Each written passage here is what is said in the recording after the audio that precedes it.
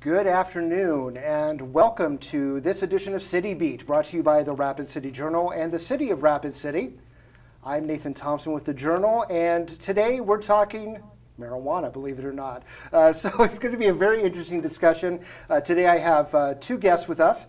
We have Deputy City Attorney Carla Cushman, who's with us as well, and then we have Kelly Brennan, who's our City Long-Range Planner as well, to talk about the upcoming process for medical cannabis establishments that are going to be here in Rapid City. It's been a very long and drawn-out process, very complex, dealing with state law, local laws and regulations, and trying to get everything done in order for the initial medical licenses to be information and applications beginning to be accepted on Monday. So ladies, thank you very much for joining us today. We appreciate that. And this has been a very long process for city departments. So let's do a little bit of background here. The voters of South Dakota passed medical cannabis last year during the general election, and really there was not much of a framework really for cities to work on. So Carla, if you would maybe take some time to talk about the work behind the scenes on making sure that we're doing this and doing this legally. Well, the state law that was passed had some provisions in it that said that cities and counties can regulate the establishments. We don't have anything to do with cardholders and how people obtain marijuana on the purchasing side, but cities and counties can look at the time, place, manner, and location of the businesses that operate within this realm. So there's four types of businesses. There's cultivation operations, there's manufacturing, there's testing, and then there's dispensaries, which is where the general public can purchase the medical cannabis. So we started out months ago looking at what the state law said, looking how we want to regulate. We had meetings with council. We had lots of meetings with staff to decide how we wanted to do this. So the city is kind of putting has two kind of zones of regulation. One is that these establishments are going to need to get a city license to operate, and then that is something that's processed through the finance department. And then there's also the important question of where they'll be located and where it's appropriate for them to be located and what kind of review we'll do on that end, and that's on the zoning side of it. So it has been a very detail-oriented process as we go through this, and you know, one thing I want our viewers to also know, that if you do have questions related to medical marijuana, specifically related to the licensing requirements, where these facilities can be located, you can certainly ask any of those questions down in the comments section, and I will be actually watching that during this live broadcast, and hopefully we'll be able to answer and ask some of those questions for you as they come up. So looking at this entire process, again, it's been very detail-oriented, making sure, working, I'm sure, with other municipalities to figure out what they're doing and those things. So the City Council passed a couple of these ordinances this month that are regarding medical cannabis. So let's kind of look at the ordinance, the meat and potatoes, if you will, of what the rundown is on each one of these ordinances.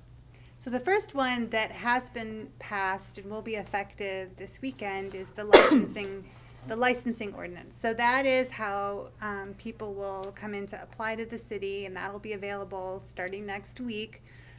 People will apply to the city to have an operating license. And the process, they'll need to submit some information. There's a background check. There's an important check with the zoning to ensure that their location is an acceptable location from the zoning perspective.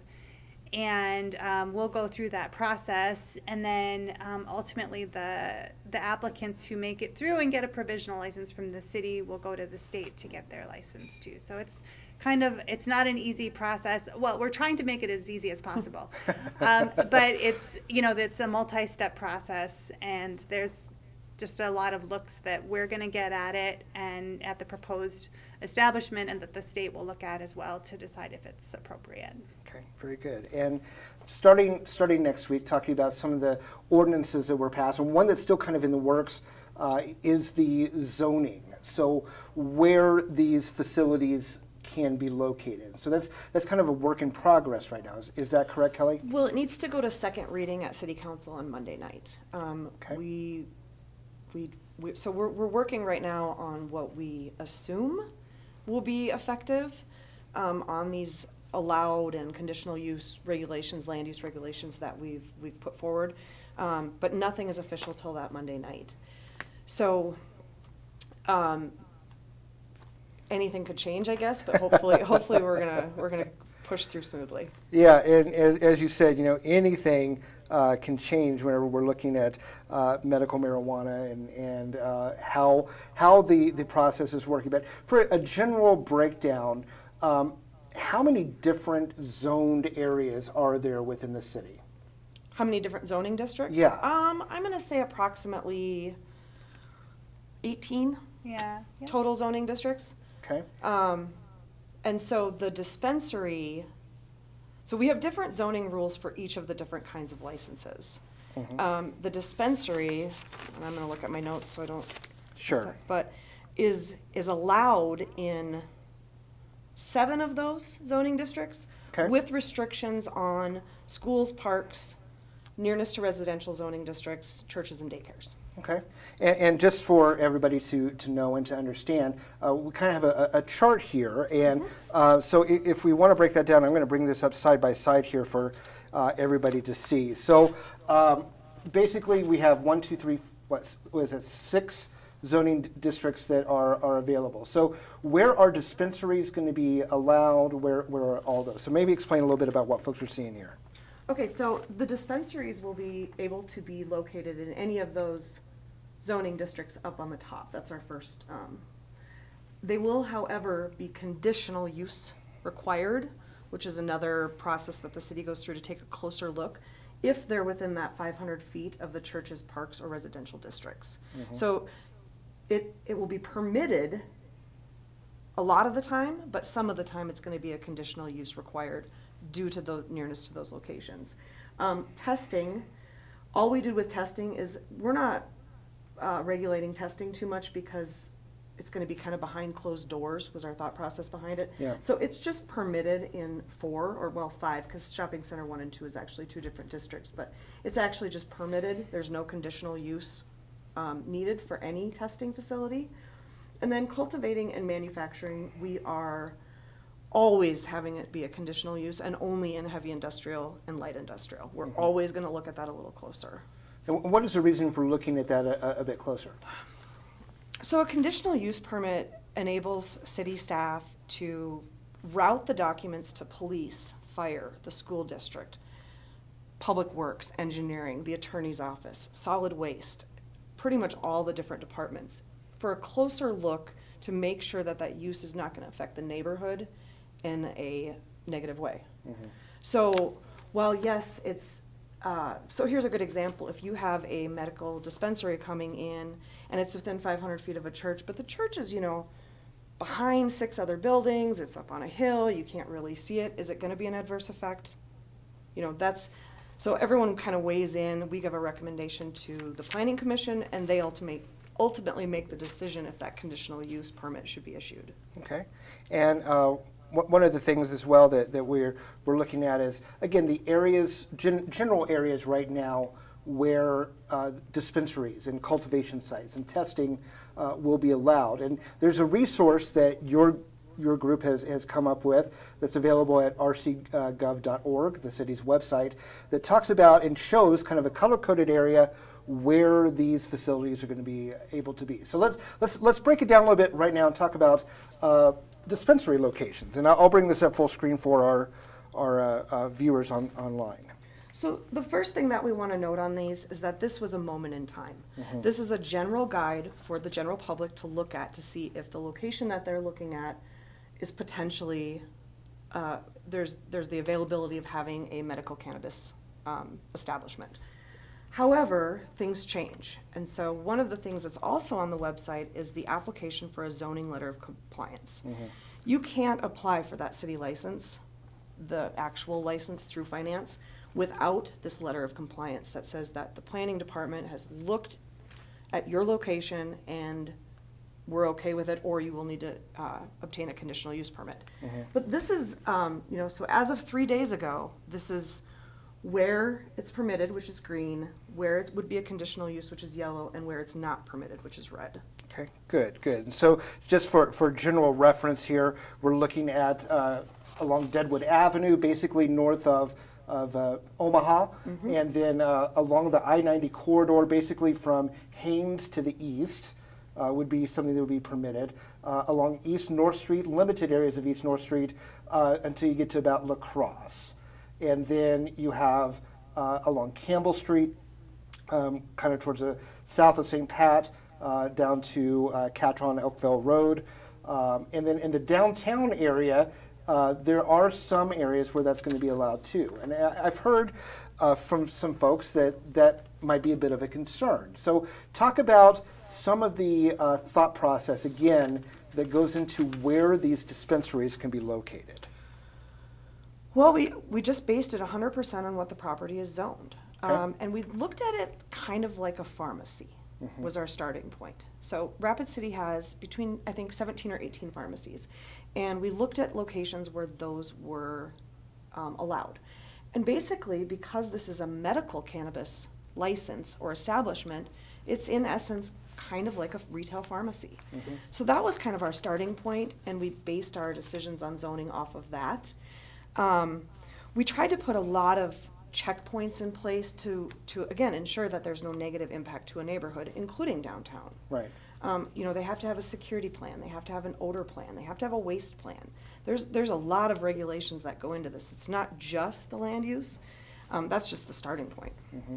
And that's actually a different approach, looking at it from a perspective of pharmacies. There are some other municipalities, and again, not every city is the same, but some other municipalities that I've looked at, West River, who are looking at it more of a on-sale, off-sale liquor license standpoint instead of a pharmacy license. So either one of you want to talk about why the city decided to treat it as a pharmacy type zoning aspect rather than a liquor on-sale, off-sale? Well, we actually did both. Yeah, Because those regulations that I talked about earlier about the 500 feet from the church and so forth, and Gotcha. also Okay. the 1,000 feet from a school, which is a state law. So we put those into place as well. So we looked at the pharmacy type zoning, like it's available in general commercial and so forth. But then we also put the restrictions on it that are the same as an on-sale license. Okay. So it's kind of a hybrid, A hybrid model of both. Yeah, yeah. Right. So from a zoning standpoint now, let's look at it from a legal standpoint here, Carla. Crafting these ordinances where you're looking at a hybrid model, I mean, that had to be a challenge for your department. Well, certainly. I mean, this is something that none of us had done before, and I've talked about this before, about how it's interesting to work on the process of licensing and regulating something that used to be illegal. And so it's definitely a challenge for a lot of people at the table to try to conceive of how this will work. But we were looking, you know, there's not exactly something that's completely transferable in terms of medical cannabis establishments versus pharmacies. You know, pharmacies can sell a variety of types of things. Medical cannabis dispensaries can sell one thing, or you know, various forms of one thing. Right. I do think as we're thinking about its comparison to off-sale, I mean, it's not comparison to on-sale alcohol because you can't consume the marijuana on site. So Right. it really is like you go buy it, you got to take it home. Right. But there are some comparisons that we're trying to see, and I think as it becomes in place that we start to have these, we're going to see how it fits in with the other uses that we regulate, and whether or not, you know, what kind of unique problems come up or what kind of problems come up that we've seen before. Okay, very good. And again, we are talking medical cannabis today within the city of Rapid City and where these different facilities can be located. and the application process for those who wish to open a cannabis-related business. So again, we have two guests with us today, Carla Cushman, who's the Deputy City Attorney, and then we have Kelly Brennan, who is our city's long-range planner. Let's go back to Kelly about where cultivation and manufacturing can be located. In fact, we have a question here from Tammy Pryor, and you may not be able to answer this, but can we grow our own marijuana if we have a medical card? So I know there's some disputes right now going on within the state legislature about that, but let's talk about where folks, businesses, can grow marijuana. So you can apply and obtain a license from the city to either manufacture or grow in the locations that are shown on this map. However, it's always going to be a conditional use. We're always going to take a closer look at that location. It's never just permitted automatically. And we're following the guidelines of it's only allowed in heavy industrial or light industrial, and also with those caveats regarding the churches, schools, etc. Again, those same rules. As far as who can grow, yeah, that's a state issue as far as I know. Right. The city does not have oversight over individuals growing, and doesn't have actually any oversight over obtaining a card or how you utilize that card. Those are really questions for the Department of Health. Okay, good. We just want to make sure that Tammy knew that we saw her question and wanted to get that answered. Brenda Wood also is asking about dispensaries. Are dispensaries required to be within the city limits? I would think that would be no. They could probably be out in the county somewhere, right?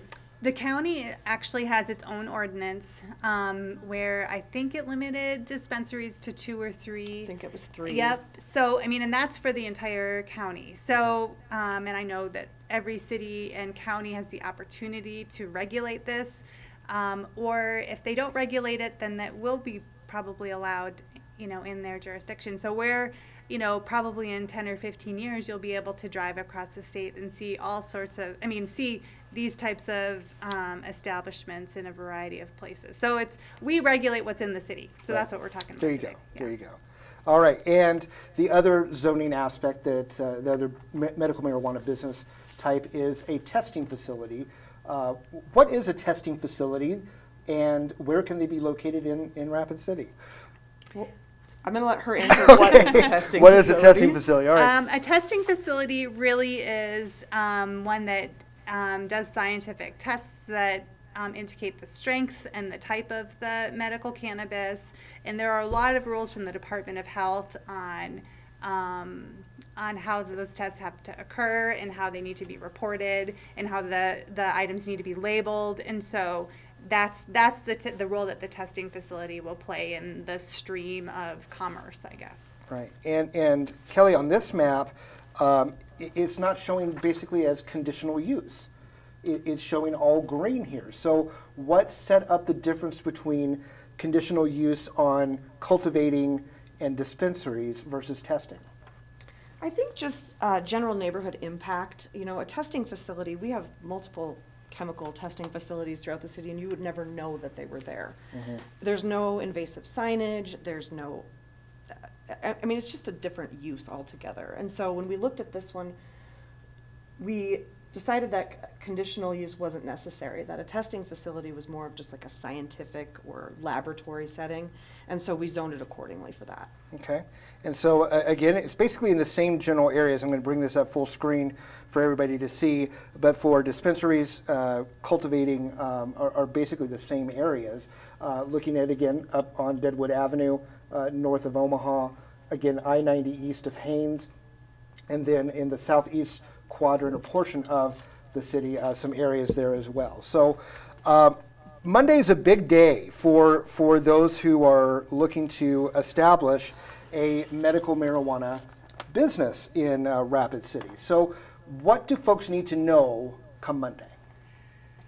Well, I'd like to say that it's not a race. And so I think there's a fair amount of concern among people who are interested in this, that it's the first 15 people to City Hall to submit their application, get the dispensary licenses. That's not how it's going to work at all. And we don't want there to be that perception. So we have a lot of information at our website that describes the steps to you. Monday, our application will be available on the website. And Monday is the first day that we can do the first step, which is going to the zoning department and starting that process of verifying, at least provisionally, that this location is going to work. And so, so that is what is happening on Monday. We foresee taking applications, getting applications, just over the next several weeks as people get their information together, get what they need from the city, figure out the details of what we're going to need, and to start the ball rolling. So, but it's not, we foresee if we get more than 15 applications, we're going to give provisional licenses to everybody who's appropriate, and then they're going to go to the state, and the state is the one who's going to narrow things down. So this is kind of a longer process than just showing up on Monday and getting your license. It's going to be, there's going to be time for everybody to do what they need to do. And although it will be pretty busy next week, I bet. Sure, I bet it is. And I think that's one of the main things that people are thinking now is that come Monday, I'm going to be able to go out and buy my medical cannabis. And that's probably not realistic, right? Right. Okay. Yeah, I think that it's fair to say that probably people will be licensed to have a dispensary maybe at the beginning of next year, because remember, they have to go to the state as well, and the state has 90 days to issue or deny those licenses. So that process is going to be months long, I expect. And then there's the issue of actually, all of the dispensaries are going to have to be supplied with South Dakota grown cannabis, and so that's a process that will take some time to grow and manufacture the product. And so initially people have a year to start operating, just out of a recognition that the product may not be available for several months. So I can't say for sure when people will be operational, but I expect sometime in the next year. But it won't be next week. Right. Yeah. Right. Well, you both of you have done several media events today. We had a press conference that was done earlier as well. You can view that press conference, by the way, on our Facebook page at Rapid City Journal.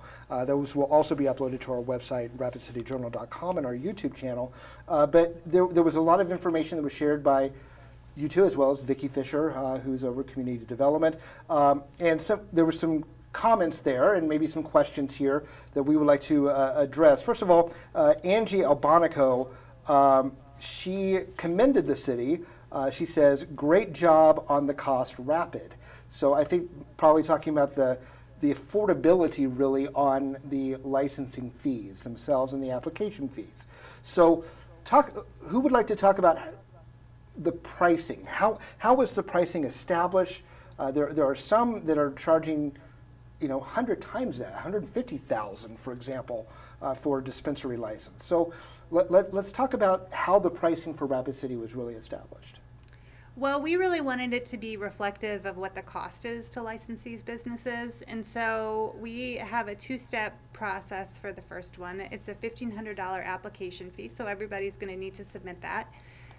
Even recognizing that they might not actually get a license, but that will cover our costs to review, to do some background checks, for staff time to review and approve or deny those applications, and then they'll go to the state where there's another fee of $5,000, and then those people who get the actual licenses will come back and obtain their annual license for $3,500. So we basically worked it out to be about $5,000 a year for these establishments. And now that's something that council can, increase or decrease, and we're keeping an eye on how long this actually takes us to review these and how time intensive it is, so that we make sure that we're not subsidizing the cost of these applications, but also covering our costs but also trying to make it as affordable as we can. So I think I think we've landed at 5,000 partly because that's what a lot of other cities have done, although some cities have not. Yeah. But also because I think that's kind of our West River ethos to not charge more than it really is costing us. So, Right. so that may change in the future, but that's where we landed this time. Very good, very good. Also, Lori Jones-Thomason, she had a question during the press conference. She asked, will the city have a list of names or addresses of a medical dispensary once they get final approval of all steps that the public can actually look up?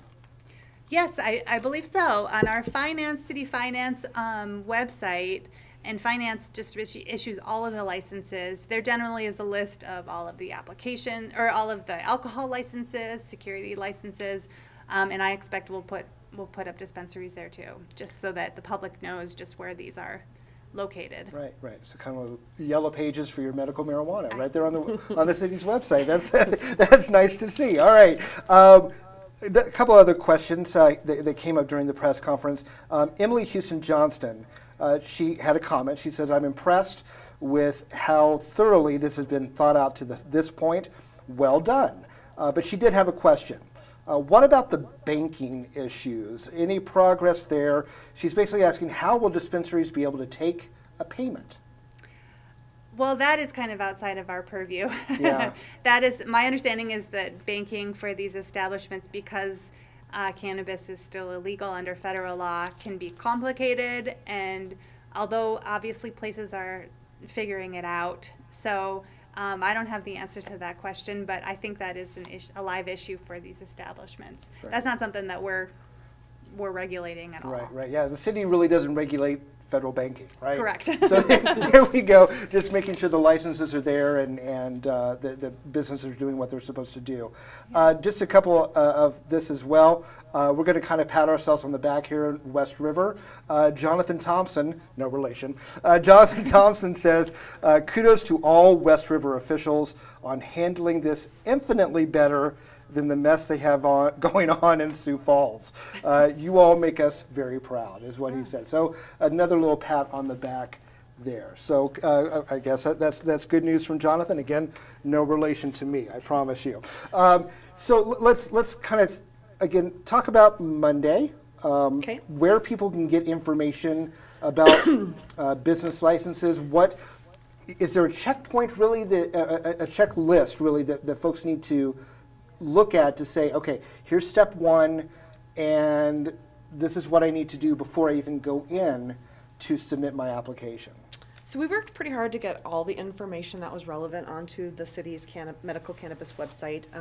Carla made this wonderful procedure and submittal requirements document that's on there, and it's literally step one: potential applicants obtain an application packet on Monday, or after Monday. There is also a checklist in there if you need to obtain a conditional use, or also upon issuance of a building permit. Those types of things that you will need to apply are all located on there.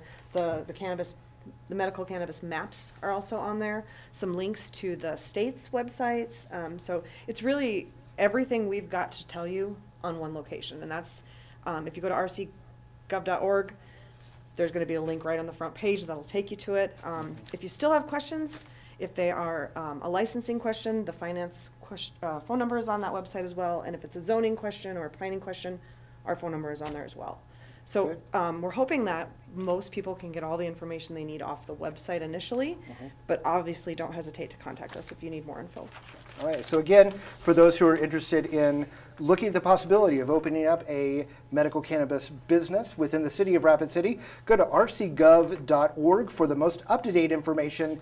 Come Monday, you can also stop by City Hall. There will be some information packets that will be available. I think there's going to be at the City Finance Office, right? That's right. The applications and those materials are also available in hard copy at the Finance Office starting on Monday. Well, very good. Well, lots of hard work that has been done since November of last year to really get this up and running for the city. The entire ordinance itself related to what the City Council has passed will be published in this weekend's edition of the Rapid City Journal. So pick up a copy of that as well if you want to read all the details, all the fine stuff that Carla had to write into that ordinance for City Council. That will be published in our newspaper this weekend. So again, Carla Cushman, Deputy City Attorney, and Kelly Brennan with City Long Range Planning. Thank you so much for coming in today and telling us about medical marijuana.